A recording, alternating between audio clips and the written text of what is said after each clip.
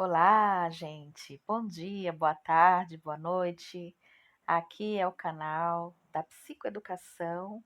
Meu nome é Reviane, sou psicóloga clínica, sou formada em filosofia também, me pós-graduei em antropologia da mulher. Os assuntos desse canal são as constelações familiares, são as abordagens da psicologia, principalmente a psicologia analítica, o EMDR também, uma ferramenta aí para tratar traumas, e também os círculos de mulheres, que é um fenômeno mundial, uma necessidade do mundo e principalmente das mulheres compreenderem que a natureza feminina é diferente da natureza masculina. E aí nós estamos aí se aprofundando em alguns estudos. Andei falando sobre o Manauí, sobre o arquétipo, né, o feminino e o masculino. E hoje eu quero acrescentar um pouquinho mais sobre os conhecimentos das constelações familiares. Por quê? Me formei em 2014, em 2017 tive uma outra formação e desde então venho me aprofundando cada vez mais nesse paradigma das constelações familiares. E vim esclarecer aqui um pouquinho algumas dúvidas que acabam afastando algumas pessoas do campo das constelações familiares e trazendo aí preconceitos, mal entendidos, pessoas que olham na superfície. Na verdade, existem pessoas muito magoadas na vida, né? Com muitas mágoas, muito infelizes, com traumas mesmo, né? E essas pessoas, elas não querem soluções. Naturalmente, as pessoas que não querem soluções, elas encontram caminhos que realmente não vão trazer soluções. Isso tem a ver com as constelações também, porque nós trabalhamos com o que chamamos de campo de informações. Então, a pessoa já escolhe inconscientemente aquilo que tem a ver com o que já está no inconsciente dela, né? Ela já vai escolher aquele terapeuta, aquele caminho, aquele psicólogo, aquele constelador, ou aquela. Enfim, ela vai escolher aquilo que já está meio que prescrito, né? Porque está inconscientemente, já na programação dela. Então, ela continua ali justificando que a coisa não tem solução, por quê? Porque aquilo já está no script dela. E faz com que as pessoas continuem paradas, correndo atrás do rabo. Ela faz muitos movimentos que não dão em nada. Não sai do lugar, né? Porque ela está emaranhada. E as constelações me ensinou uma coisa muito linda, que é dizer sim a tudo isso e deixar isso passar como uma grande onda, porque tudo tem começo, meio e fim. Quando a gente não deixa as coisas acontecerem até o seu fim, aquilo fica cristalizado, fica parado, porque precisa se manifestar, precisa terminar o seu curso. Então, ao dizer sim, a gente enfrenta tudo e a gente acaba fazendo o término daquilo, deixa aquilo acabar. Uma emoção, uma situação, qualquer emoção, qualquer circunstância, a gente deixa aquilo, olha aquilo se desenvolver, que aquilo vai ter um fim. Quando a gente recusa isso, Jung já dizia, né, tudo que a gente resiste persiste. Para mim, né, eu vejo aí nos estudos, né, inclusive dou aulas disso, eu vejo o quanto é difícil para algumas pessoas conhecerem o que é a, a teoria do conhecimento ligada às constelações, a epistemologia, né? Nós estudamos a epistemologia das constelações. Um exemplo disso que eu estou falando é o seguinte: supomos que um psicólogo queira saber se o cliente tem depressão. Então, ele vai usar ferramentas diferentes das ferramentas de um médico para saber, né? Diferente de um médico que quer saber, por exemplo, se o paciente tem falta de ferro, né? Tá com anemia.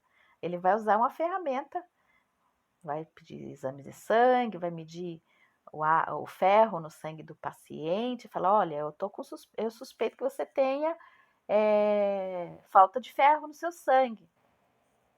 E aí ele fala, vamos ver. Ele não pode olhar só para o paciente e dizer, olha, eu acho que você está com falta de ferro.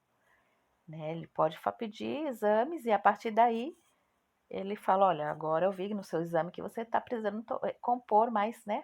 Precisando de ferro no seu sangue. O psicólogo, ele olha para o paciente e utiliza ferramentas também. São diferentes, né? Então, para cada área do conhecimento, existe um tipo de ferramenta para ser utilizada. E nas constelações familiares, nós utilizamos a ferramenta da observação, empirismo. Então, nós observamos através de questionários, através de testes psicológicos. O psicólogo utiliza essas ferramentas para poder saber, né, o que está acontecendo com aquele paciente. Então, por nós não termos ali as ferramentas ditas laboratoriais, experimentais, muitas pessoas elas não acreditam, elas chegam a dizer essa palavra, eu não acredito. Então, essas pessoas que falam isso, elas precisam entender um pouquinho de epistemologia, que é o estudo da teoria do conhecimento de cada ciência, que é diferente, são diferentes. A teoria do conhecimento nas ciências biológicas, nas ciências humanas, nas ciências naturais, diferem, né? Então faz com que as pessoas confundam o que são essas coisas, né, diferentes, e elas começam a dizer que não acreditam. Então elas acabam somente acreditando naquilo passível de observação experimental. Quando a gente está falando disso, nós estamos falando da psicologia experimental, nós estamos falando da psicologia do laboratório, né, do cão do Pavlov, do cão da experiência do Pavlov, né, conhecida aí amplamente. Nós estamos falando da psicologia que não lida com o fenômeno inconsciente, certo? E aí a gente vai entrar dentro desse problema epistêmico. Entretanto, existem diversas outras áreas da psicologia que consideram o inconsciente. E essa psicologia que considera o inconsciente é uma psicologia que não é passível de ser é, trazida ao laboratório. Ora, ninguém nunca viu o inconsciente andando por aí. Então, existem pessoas que chegam a falar: eu não acredito no inconsciente. Então, elas podem levar as questões da sincronicidade, dos movimentos dos campos morfogenéticos, das questões epistemológicas da psicologia como crença, né? Entretanto, isso é visto, logicamente, dentro da ciência por resultados. A gente sabe que existe, né? Já existe muito tempo. A psicologia tem aí menos de 100 anos, né? Então, as pessoas ainda não entenderam que se trata de uma realidade, e eu já há 19 anos trabalho com isso, e eu fico assim pensando, né? Quantas pessoas deixam de se beneficiar da psicologia porque elas ainda precisam acreditar no nível raso das coisas, né? Na coisa experimental, que também é válida, mas que não alcança o inconsciente. Ora, até hoje existem cientistas ali estudando o que é consciência, quem dirá o inconsciente, né? Nós ainda não temos um denominador comum do que realmente seja a consciência, quem dirá o inconsciente, né, gente? E não é porque nós não sabemos o que é experimentalmente que isso não existe, que isso não está aí, que isso não resolva a vida das pessoas. Há 19 anos, a abordagem que eu utilizo considera o inconsciente. E dentro disso, muitas pessoas que saíram de ansiedades, de quadros de depressão, de vários transtornos psicológicos, às vezes até psiquiátricos, e quantos se beneficiam quando entram e se entregam ao processo terapêutico. Por quê? Porque as pessoas não sabem o que é, as pessoas não estudam e não são obrigadas a estudar. Mas é importante ela respeitar aquele profissional que está falando para ela que existe o inconsciente, né? Então, as constelações familiares, ela entra muitas vezes nesse problema epistêmico. Por quê? Porque quando a gente coloca ali um elemento nas constelações representando o problema da pessoa, ou os elementos familiares, aquilo ali nada mais é do que o próprio inconsciente dela em movimento. Nós observamos os movimentos das constelações como um inconsciente coletivo da família dela e da família. As constelações fala com mortos? Não, as constelações não falam com mortos. Nós não falamos com mortos, nós não lidamos com mortos. O que aparece ali, até mesmo quando aparece alguém que já morreu ali no inconsciente, na família da pessoa, é como aquilo está no inconsciente daquela pessoa que está constelando. O que acontece mesmo com os mortos, nós não sabemos. Nós não sabemos. Não é porque aparece alguém olhando para o morto que aquele morto está ali, não é o morto. É como o inconsciente da pessoa está em relação àquilo. Só que isso é no nível inconsciente, não é algo que se experimenta conscientemente.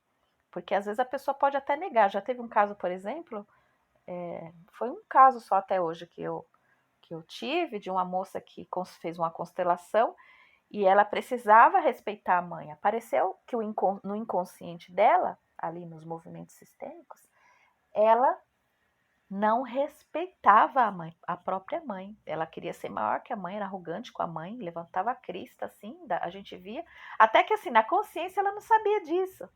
Né? Por que a vida dela não estava dando certo? Por conta desse comportamento dela. E esse comportamento dela, no nível consciente, não existia. Apareceu na constelação. E ela saiu da constelação pisando duro, falando que não ia baixar a cabeça para a mãe dela. Engraçado, né? Que antes dela constelar, ela achava que tinha um relacionamento ótimo com a mãe.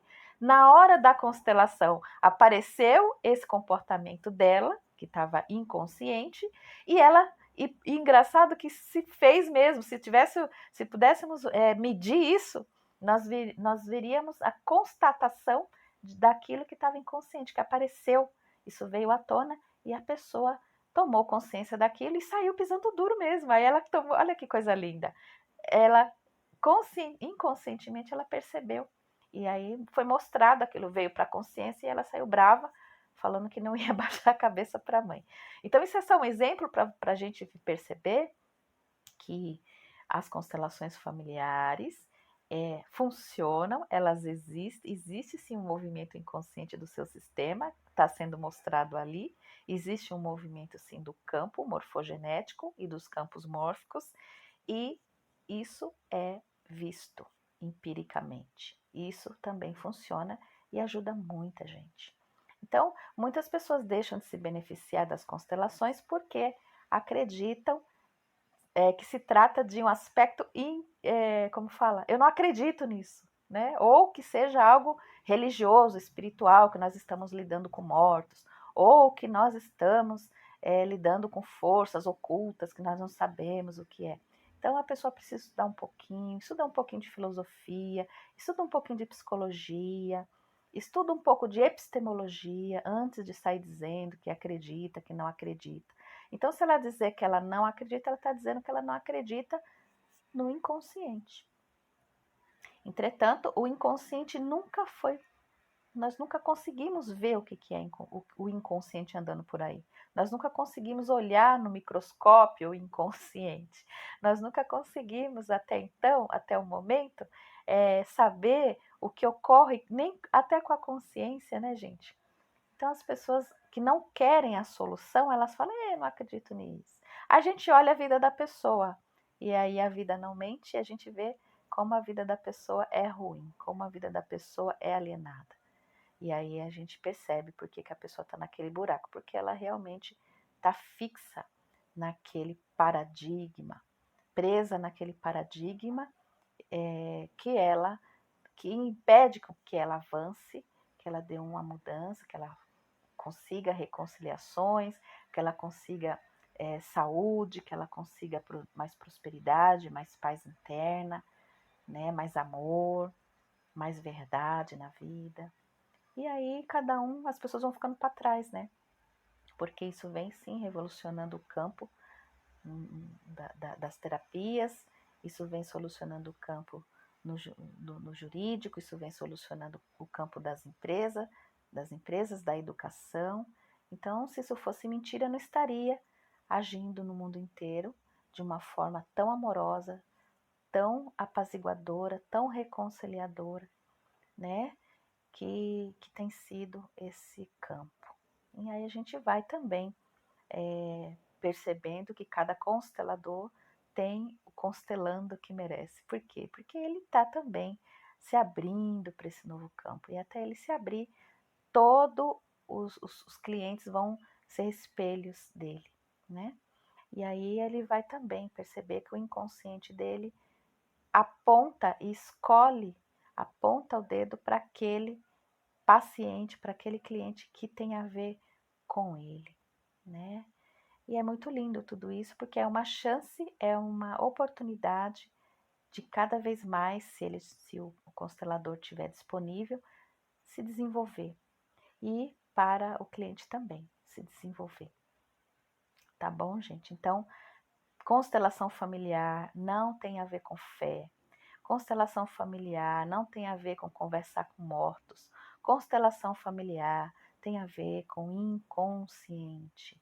É uma forma do inconsciente se manifestar através do fenômeno, dos movimentos sensoriais.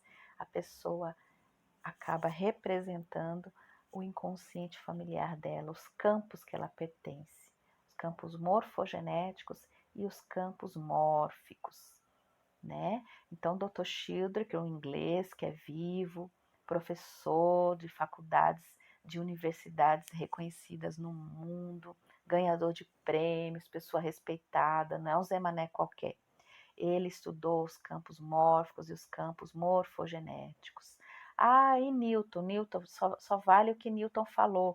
Newton também foi rechaçado na época dele, né? Até hoje, muitos ainda têm suas questões com Newton, com Copérnico, né? Com os filósofos lá, né? Os pré-socráticos. Tanta coisa para ser estudada, gente. Senta e estuda antes de falar. Então é só uma dica aí para aquelas pessoas que acabam por preconceito, até amigos meus, colegas de profissão que não conhecem esse paradigma, falam. Então eu convido a estudarem para poder tirar as suas conclusões. Como eu também sou muito cética, acabei entendendo isso de uma maneira muito linda. Um beijo.